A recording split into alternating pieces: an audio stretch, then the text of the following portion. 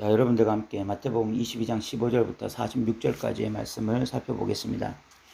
15절부터 46절까지는 바리새인과 사두개인들이 예수님께 계속해서 질문하는 내용들이 나오는데, 그 질문하는 이유는 15절에 보면 이에 바리새인들이 가서 어떻게 하면 예수를 말의 올무에 걸리게 할까 상의하고, 이들이 질문한 의도는 불순한 의도입니다.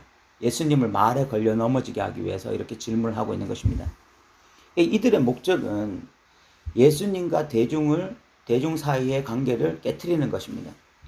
대중들이 예수님에게 실망하게 만드는 것입니다.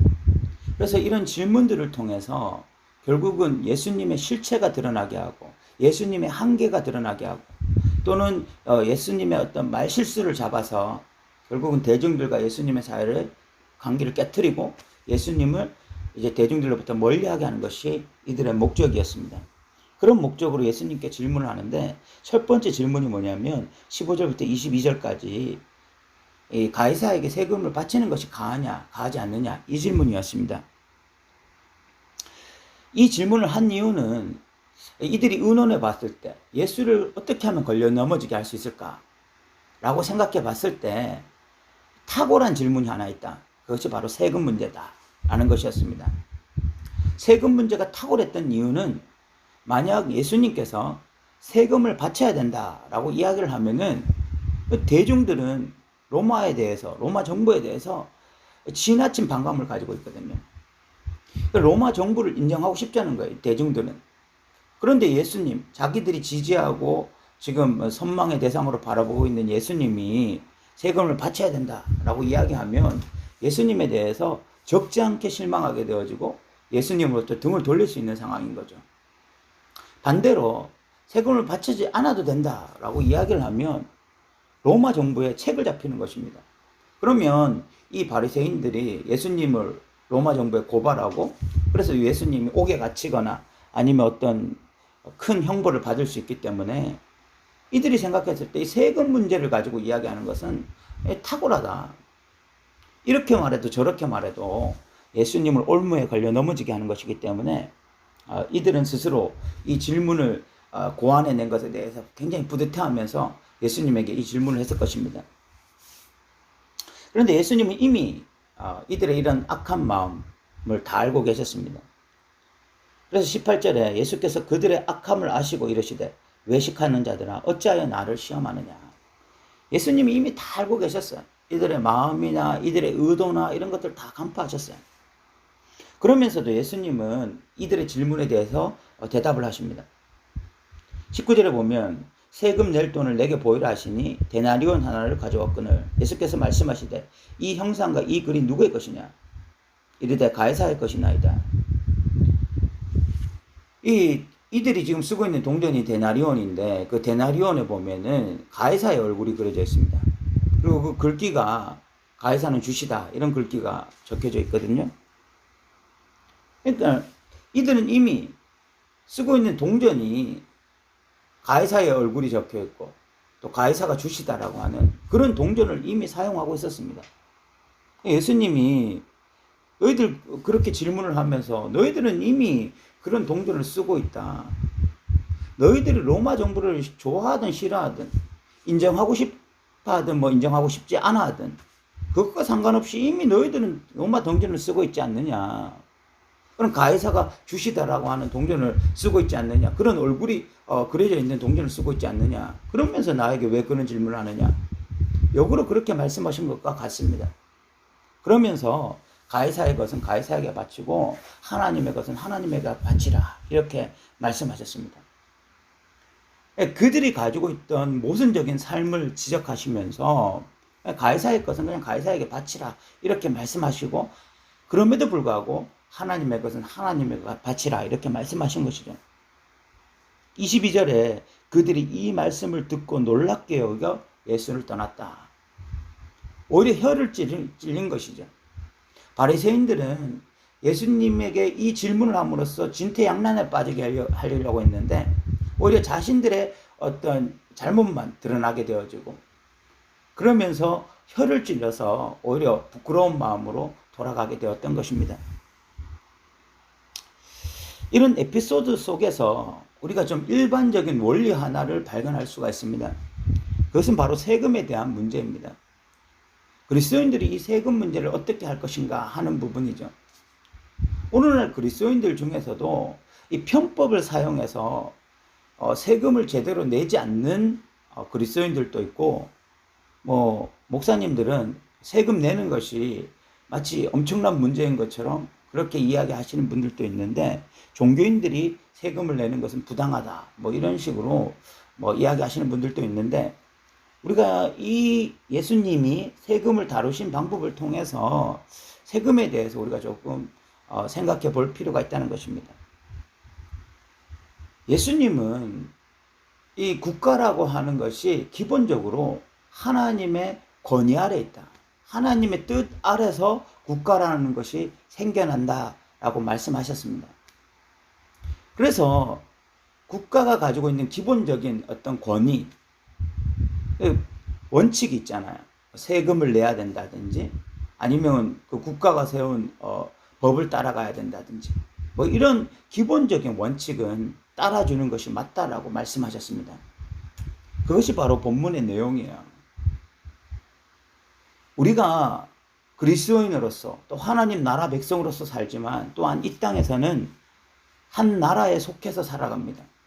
그 나라의 권위가 기본적으로 하나님으로부터 왔다라는 것을 인정하는 방식이 바로 세금을 내는 방식이라는 것입니다. 그래서 그리스도인들은 세금을 탈세해서는 안 됩니다. 정부가 원하는 대로 정확하게 세금을 내주는 것이 바로 하나님이 이 나라를 세우셨다라는 것의 어떤 인정인 것입니다. 그럼에도 불구하고 가이사의 것은 가이사에게, 하나님의 것은 하나님에게 바쳐야 됩니다. 한 나라가 기본적으로 하나님의 권위 속에서 세워졌지만, 그 나라가 하나님의 권위를 대적한다면, 하나님을 부정하고 하나님을 믿는 것을 대적하고 하나님 믿는 자들을 학대한다면, 그때는 하나님의 권위로부터 벗어난 것이기 때문에, 하나님의 권위를 인정하지 않는 것이기 때문에 그리스도인들이 그런 것에 대해서는 대항해야 되는 것이죠. 기본적인 원칙은 이 나라가 하나님의 권위 속에서 세워졌다. 그래서 그 나라가 세운 세금이나 어떤 법은 따라가지만, 그러나 그 나라가 정면으로 하나님의 말씀을 대적하고 정면으로 하나님을 부정하는 그런 원칙으로 나아간다면 그런 나라에는 순응할 수 없다. 그래서 가이사의 것은 가이사에게, 그러나 더 크게는 하나님의 것은 하나님에게.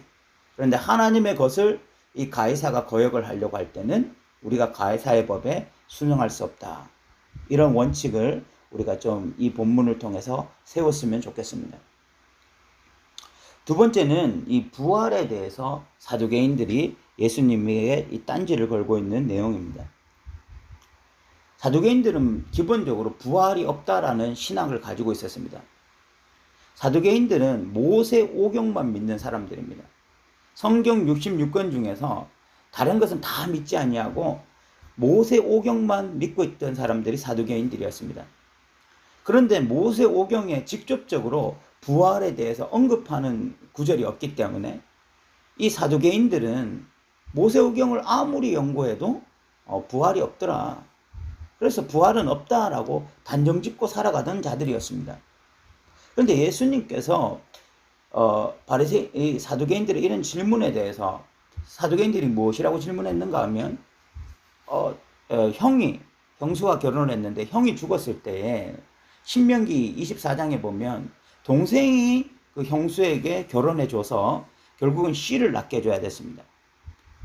그런데 만약에 부활을 한다면 그러면 형의 아내냐 아니면 동생의 아내냐, 이런 복잡한 문제가 발생하는데, 이것을 봐서도 이 논리적으로 이런 말도 안 되는 상황이 발생하는데 이것을 봐서도 부활이라는 건 없다.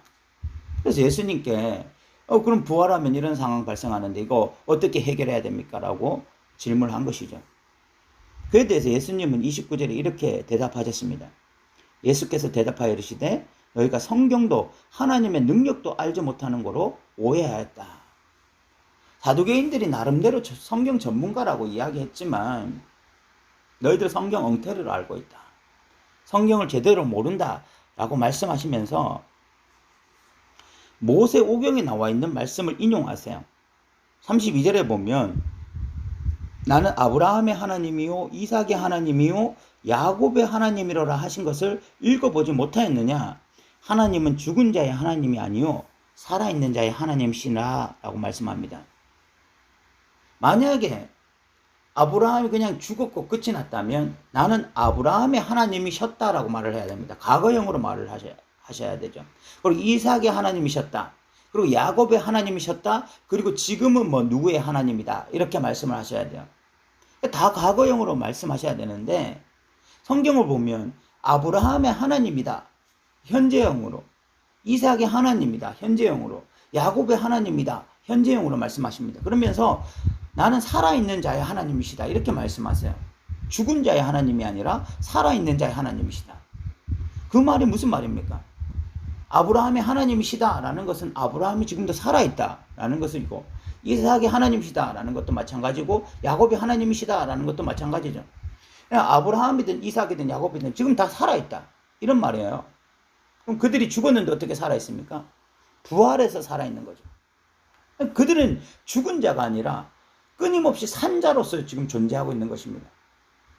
너희가 모세오경을 제대로 연구했다면 부활에 대해서 모를 리가 없다.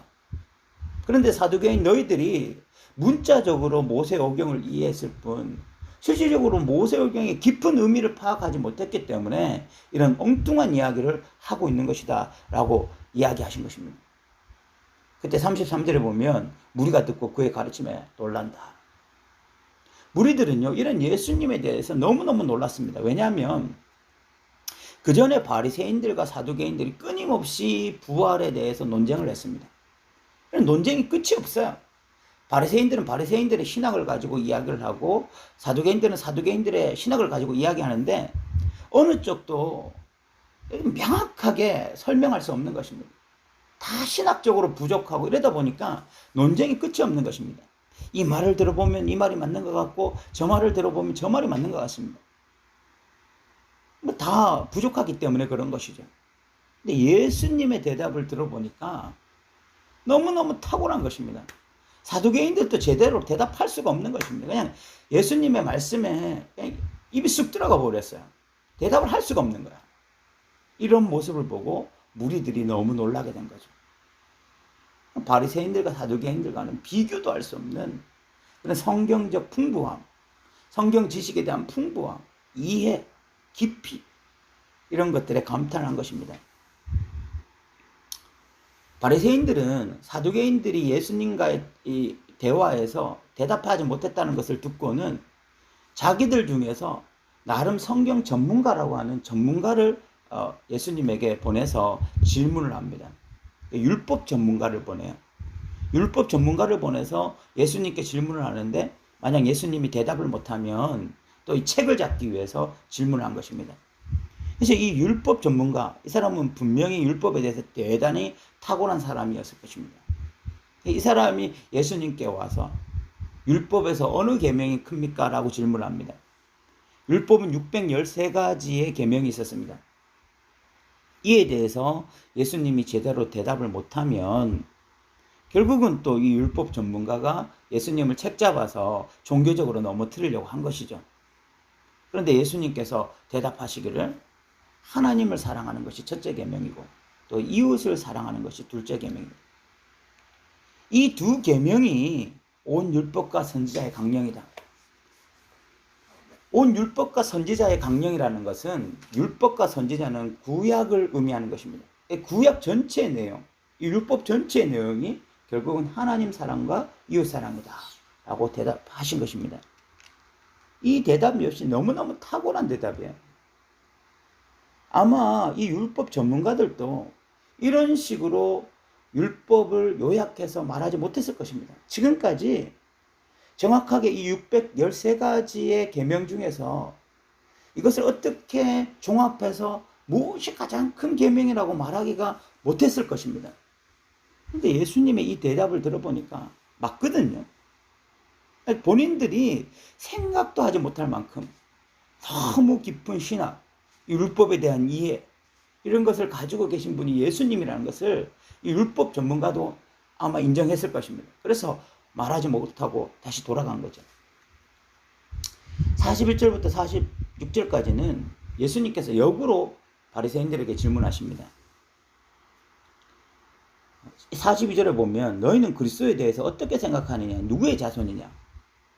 그때 이 바리새인들이 자신 있게 대답하죠. 다윗의 자손입니다. 뭐 통상적으로 다 알고 있던 내용이었습니다. 그리스도가 다윗의 자손으로 오실 것은 너무나 뭐 다 알고 있었던 이야기인데, 그에 대해서 예수님이 그러면 다윗이 성령께 감동해서 그리스도를 주로 칭하여 말하되, 44절에 보면 주께서 내 주께 이르시되 내가 내 원수를 내 발 아래에 둘 때까지 내 우편에 앉아 있으라 하셨도다. 다윗이 자신의 후손인 그리스도를 향해서 주라고 칭했거든요.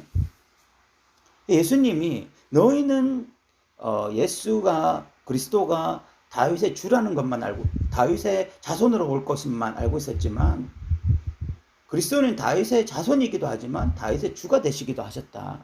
실질적으로 다윗이 그렇게 고백하기도 했다라는 것을 다시 말씀하셨습니다.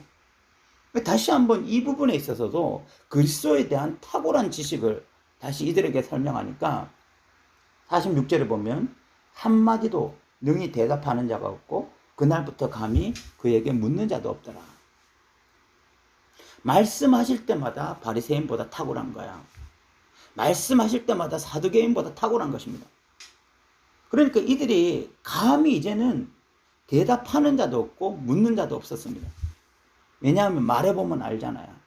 말해보면 이 사람이 진짜 고수인지 아닌지 말해보면 다 깨닫거든요.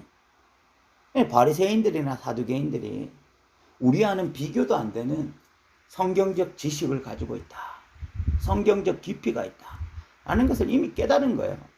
그래서 이제는 더 이상 질문도 하지 못하고 대답도 하지 못하는, 그래서 예수님으로부터 물러갈 수밖에 없는 그런 상황이 된 것입니다.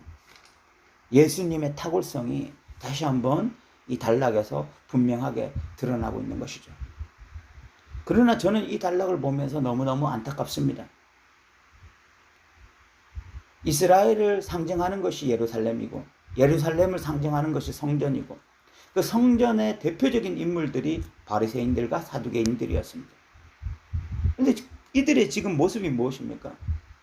고작해야 예수님을 걸려 넘어지게 하기 위해서 애쓰고 힘쓰고 있습니다. 걸려 넘어지게 하려고 했지만 결국은 예수님으로부터 오히려 그 말씀을 들음으로 나가 떨어져서 지금 뒤로 물러가 있는 상황입니다. 그 예루살렘, 이 성전의 중심 인물인 바리새인들과 사두개인들이 사탄의 앞잡이 노릇을 하고 있습니다.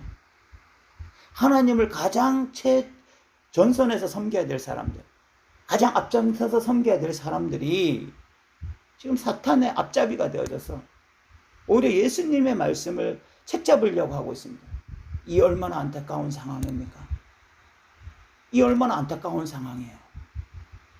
과거의 바리새인들 얼마나 하나님 앞에 존귀하게 쓰임받던 자들이었습니까? 얼마나 철저하게 자기를 지켜가며 율법을 지켜가며 하나님을 섬기려고 했던 자들이었습니다. 그런 자들이 어느 순간에 완전히 타락해서 지금 예수 그리스도를 대적하는 제일 앞자리에 있는 자들이 바로 이들이 되었습니다. 얼마나 안타깝습니까? 오늘날 한국교회는 어떻습니까? 오늘날 교회의 중심은 목사와 성도들입니다. 목사와 성도들은 과연 어떻게 하나님을 섬기고 있을까요? 어떻게 예수 그리스도를 주로 드러내며 살아가고 있을까요? 우리가 한번 생각해 볼 필요가 있을 것 같습니다. 저 여러분들이 정말 하나님이 기뻐하시는 믿음의 사람으로, 예수님의 대적자가 아니라 예수님의 제자들로 이 마지막 시대에 살아가기를 소망합니다. 오늘도 들어주셔서 감사합니다.